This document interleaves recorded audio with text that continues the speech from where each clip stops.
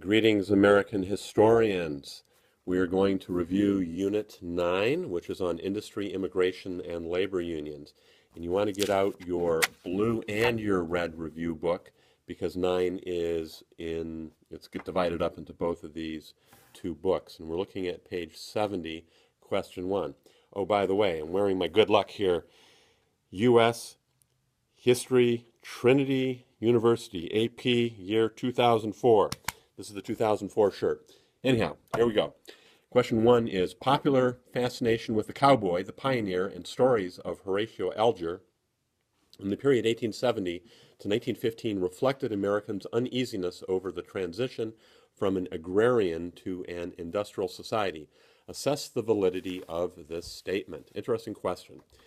During the late 19th century, Americans moved from being a rural to being an urban people. The cities grew in population through migration and immigration. Cities grew in size and number, and individual businesses were dwarfed by corporate competitors. Fear grew that the playing field was no longer level or fair. Frederick Jackson Turner's frontier thesis said that as of 1890, there was no longer a frontier where immigrants were stripped of their foreignness and molded into individualistic and independent Americans. Americans feared that the political system was being controlled by big business, that the melting pot would no longer melt, and that growing poverty would trap Americans in the scary urban cities.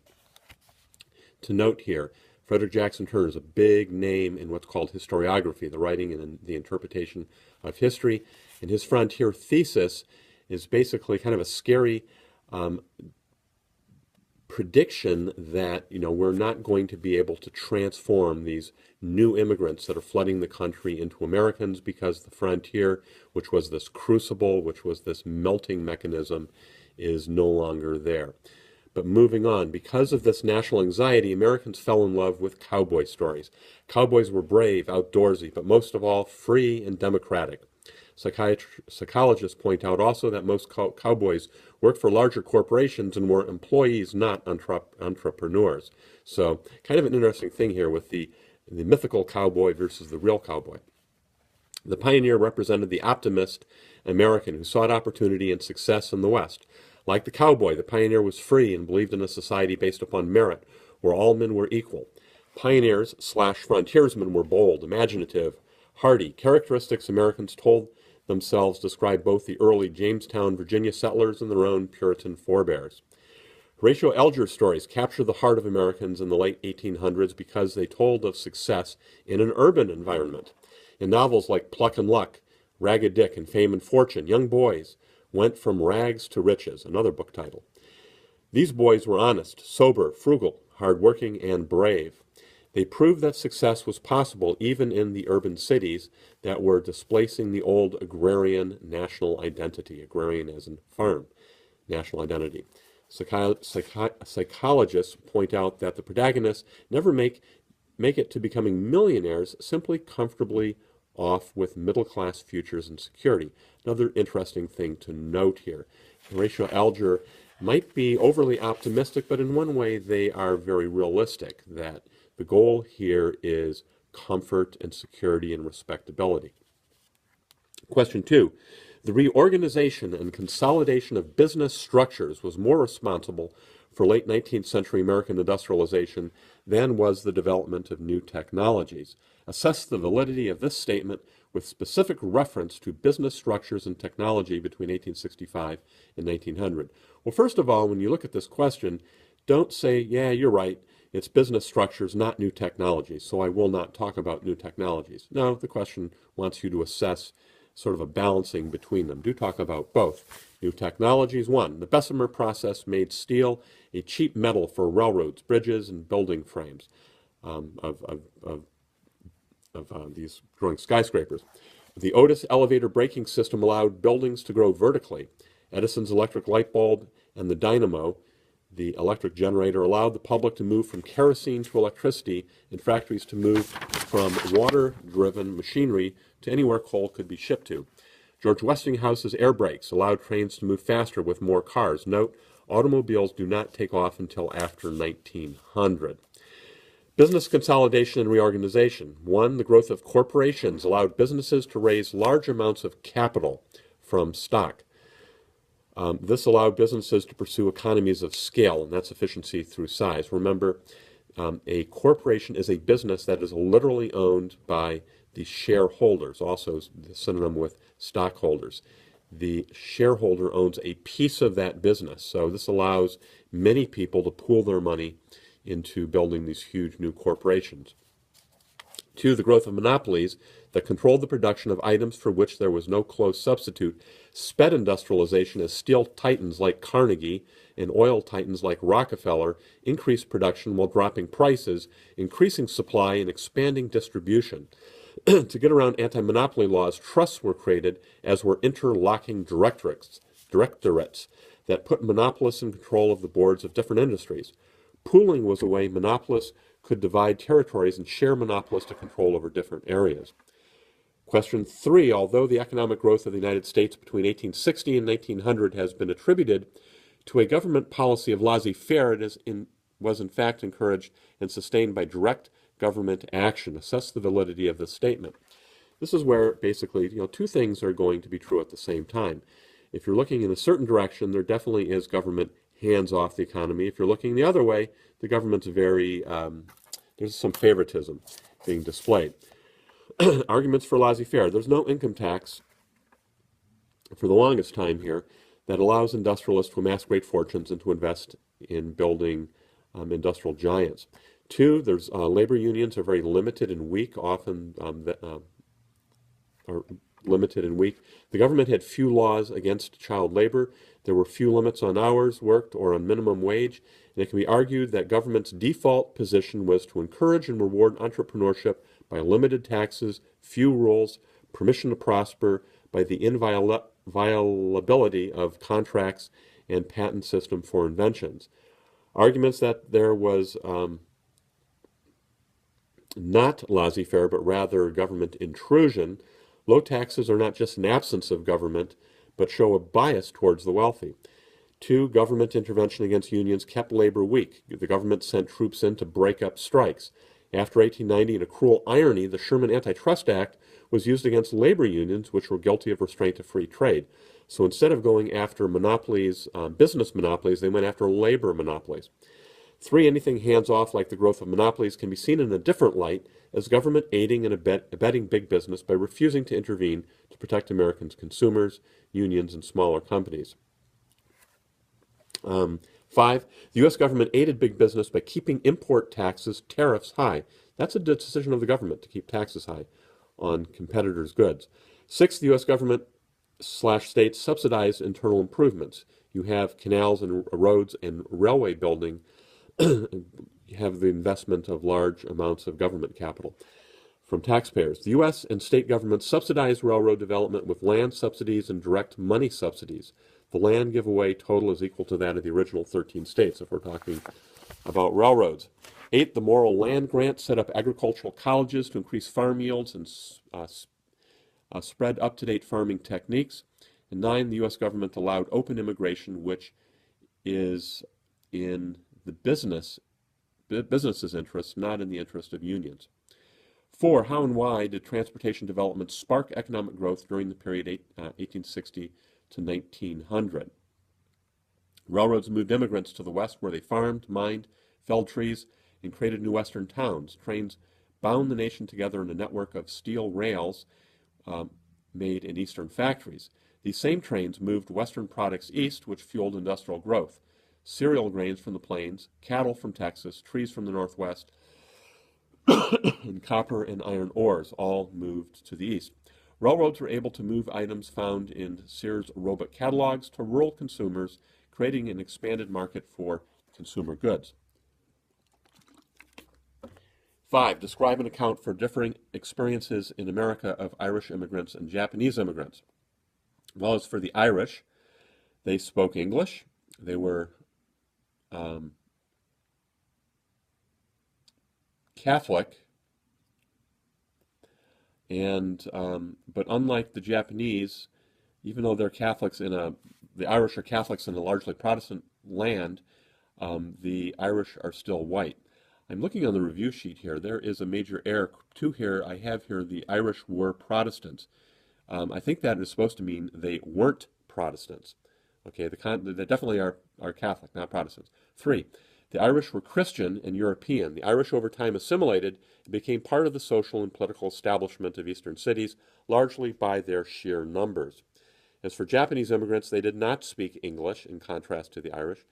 No small handicap in an English-speaking nation. They were not Christians. They suffered from racism because of their quote-unquote yellow skin. They were generally considered to be racially inferior. In fact, there's this slur called the yellow peril, that they were going to endanger the purity of the white race. The Japanese suffered from laws limiting their businesses, their voting, and their schooling. Teddy Roosevelt, gentleman's agreement, said that Japan would, the deal was that the Japanese would stop sending immigrants to California, and the president would urge California to allow Japanese kids into Californian schools. Because of Pearl Harbor in 1941, the U.S. government issued Executive Order 9066, putting Japanese into internment camps. And many Japanese were Nisei, N-I-S-E-I, is second generation. This means about 2/3 of these Japanese Americans were born here. Their only experience of life is being Americans. That's N-I-S-E-I, Nisei. The first generation Japanese immigrants are called Issei. That's I-S-S-E-I. And if you want to know, the grandchildren are called Sansei, S-A-N-S-E-I. 5, how successful was organized labor in improving the position of workers in the period from 1875 to 1900? Analyze the factors that contributed to the growth of success achieved. Well, obstacles to unions. For the longest time, there were anti-union laws. There were court orders not to strike, called injunctions. There's the use of... Sorry, guys, there is a moth here, and it's a big distraction. And he's gone. All right, moving on here. Court orders not to strike are injunctions. The use of strike-breaking scabs. The list of troublemakers circulated among businessmen called blacklists. Contracts not to join a union that you might be forced to sign to get the job are called yellow dog contracts. Police suspicion that unions were dominated by, public suspicion that unions were dominated by un-American Marxists and foreigners and anarchists and were prone to violence, worked against union growth. The biggest and most successful union out of the gates here is the Knights of Labor, which raised labor's profile, and they tried for peaceful change. They strove for education, for arbitration, and for joint management, that workers would sit on the boards of corporations making decisions with them. The Knights of Labor failed due to the public hostility after the Haymarket riot, after bombs killed several policemen. The American Railway Union was run by Eugene Debs, who after repeated confrontations with troops, threw in his lot with the American Socialist Party. Workers failed in their strikes against the railroads in 1877 and in the 1886 McCormick strike, which led to the Haymarket riot. 1892, you have the Homestead Steel strike in Pittsburgh, and in 1894, the Pullman strike in Chicago. All basically are failures. First big long-term successful union after the demise of the Knights of Labor is the American Federation of Labor, which succeeded in organizing skilled trade workers. Their leader was Samuel Gompers, who pushed for bread and butter unionism, which tried to raise pay but did not rail against or threaten the capitalist system itself, whereas the Knights of Labor wanted a share in the management of companies, not the ownership, but a say in decision-making. American Federation of Labor just wanted more money. In some ways, that was safer. One union I do not have on here are the Wobblies, the International Workers of the World, which was a socialist union which wanted to upend the capitalist order. And the Wobblies engaged in violence. When the goon squads attacked them, they fought back.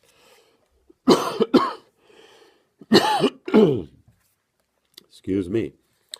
Question 6. Compare the contributions of two of the following to the economy and society of the United States from the late 19th to the 20th century. Cornelius Vanderbilt, Andrew Carnegie, Ida Tarbell, and Sam Gompers. When this question came out, it was a half-hour question, and you were just to talk about two of them. But we're going to talk about all four. Cornelius Vanderbilt was a railway tycoon who built a railway empire in New York and in the Midwest.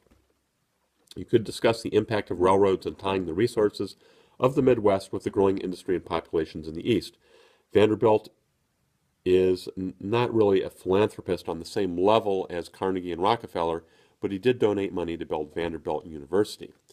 Carnegie controlled much of the steel industry by his investment in the Bessemer process. He used both monopoly horizontal integration and the control of the many steps in production and distribution, which is called vertical integration. For example, he would own the iron fields, say in upper Michigan and Minnesota. He would own the freighters that would take the iron ore to the port.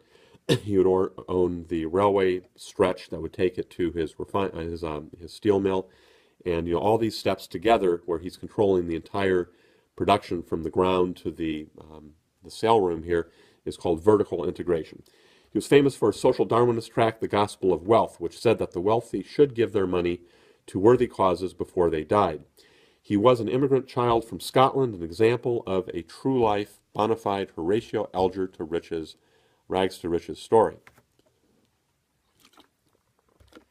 Ida Tarbell is a famous muckraking journalist who wrote an expose of John D. Rockefeller's rebates and ruthless monopolistic practices in expanding the his oil empire in her series for McClure's magazine. And this expose was called The History of Standard Oil. And McClure's magazine, very famous magazine, which basically was kind of a expose journal that constantly was, holding up a mirror to conditions that needed reform. She inspired a generation of progressive reformers. She was one of many other muckrakers who exposed and persuaded voters to seek reform at the ballot box. And Samuel Gompers is the guy who successfully organizes the AFL as a trade union of skilled workers. The AFL is the American Federation of Labor, and he successfully won for them increased pay. This is the first large, successful union in the U.S. after the Knights of Labor, and the AFL today still exists. Okay, we're moving on to question 7. Question 7, following Reconstruction, many Southern leaders promoted the idea of a New South. To what extent was this New South a reality by the time of the First World War? In your answer, be sure to address 2 of the following: economic development, politics, and race relations. The term the New South primarily comes about, it's not meant to talk about the slaves are free and talk about Jim Crow. The idea of the New South is that the South now will have a chance to catch up with the industrial North in becoming economically prosperous.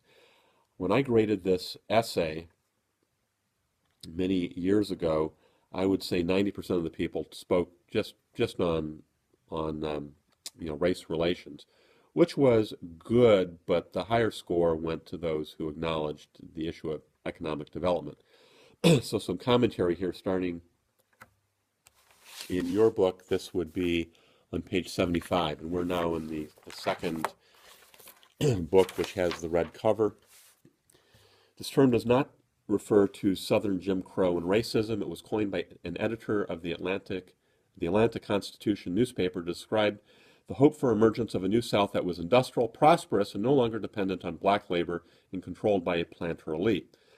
As far as economic development, Southern economic growth was difficult. There was a lack of capital. There were few towns and cities. There was a lack of skilled workers. Textile workers made less than their New England peers. Blacks segregated to menial, low-paying jobs, and there was wide use of convict labor. Cotton and tobacco still dominated the South's economy, also Louisiana sugar. Black and poor white sharecropping, these are those who did not own their own land, and there were white sharecroppers, retarded economic development. And the South was still dependent on the North for capital and manufactured goods. Positive, the railroads laid over 22,000 miles of new track in the South after the Civil War. Investors received concessions from Southern state legislatures to develop land, forest, and mineral rights. And there was an increase in Southern textile mills and coal mines, and cigarette manufacturing would take place under Duke's American Tobacco Company, and steel mills grew in Birmingham, Alabama. Politically, a solid South emerged, which meant a solid Democratic white voting bloc. After all, the Republicans are the party that defeated the South during the Civil War. And this Democratic voting bloc really will hold tight until we get to 1968, and Richard Nixon will peel off unhappy Southern voters to the Republican Party in what's called the White Backlash. But that's coming down the road. White Democrats controlled state governments after Reconstruction. This taking control back over Southern politics is called Home Rule or Redeemer government. This would be after 1877, when the Northern Army finally pulls out and leaves the blacks to the fate of being controlled by their former masters. Blacks during this period were disenfranchised through poll taxes, through literacy tests, through grandfather clauses, through white Democratic primaries in which blacks couldn't vote, and of course through intimidation by groups like the Ku Klux Klan. For race relations, most advocates of the New South championed white supremacy. Jim Crow laws were passed. You should know Plessy versus Ferguson, 1896. You cannot miss this, talking about segregation in the South. This legalizes separate but equal. Blacks do move to southern cities, but they are largely doing menial labor. Page 8 here. There's a chart here comparing the goals, which is the aim, the strategies, which is how to get to that goal, and the outcome of four labor unions, four groups here. And the labor unions are the Knights of Labor, the Socialists, the Wobblies, the Knights of Labor, the AFL, and the Wobblies. And the Socialists are a political party, and they're closely aligned here with the Wobblies in philosophy. I'm just going to give you the blanks here, okay? And you can read this chart on your own, going from the Knights of Labor across: cooperative, negotiation, and failure. AFL, bread, trade, and Gompers. Again, AFL, bread, trade, and Gompers. Socialists, Debs, strikes, capitalists, and sedition. That's Debs, strikes, capitalists, and sedition. And Wobblies in the first blank and capitalists on the bottom. And you can read the details here in your review guide. Two more questions. Question 10. In the post-Civil War United States, corporations grew significantly in number, size, and influence. Analyze the impact of big business on the economy and politics and the responses of Americans to these changes. Confine your answer to the period 1870 to 1900. Now, you just have to play heads-up ball here. Don't want to talk about the progressives in this question. The progressives really start here with Teddy Roosevelt, and he's 1901 after the assassination of McKinley. So that's a date you should remember. Teddy Roosevelt, progressive, 1901. Okay, looking at your review guide. After the Civil War, industrial factories grew, for example, Carnegie's Pittsburgh Mills and Rockefeller's Standard Oil. Investors bought shares in corporations. Monopolies grew through horizontal and vertical integration, which is the control of the many steps in resource control and production. Economies of scale produced cheaper and greater quantities of goods, which raised the overall standard of living. Workers came from rural to urban cities. Millions of new immigrants came from southern, central, and eastern Europe. The federal government assisted industrial growth through maintaining high import taxes. The quote here is tariffs. During the Civil War, the federal government passed the Pacific Railway Act, authorizing a subsidy of a transcontinental railroad. Millions of acres of land were given to railroads to encourage building. The federal government, through the Morrill Land Grant Act, promoted the building of agricultural universities to stimulate farm production. Overworked and underpaid factory workers organized labor unions. Exploited farmers organized the Farmers Alliance and the Grange, and later the Populist Party. William Jennings Bryan ran in 1896 on a People's Party platform, that's the Populists, of nationalization of railroads and income tax and increased inflation through free silver, return to bimetallism. Edward Bellamy, in the Rip Van Winkle-like novel Looking Backward, predicted a socialist economy. Henry George's Poverty and Progress advocated a wealth tax on property, which eventually led to the Income Tax Amendment. William Booth created a new Protestant denomination, the Salvation Army to Care for the Poor. Eugene Debs's former a former American Railway Union leader, ended up in prison and became radicalized and became a candidate for the Socialist Party, which promised to end the capitalist system. Frustrated nativists organized the Immigration Restriction League, which failed to pass a literacy test for citizenship. But limits were put on Chinese immigrants, and the Foreign Act limited contract labor.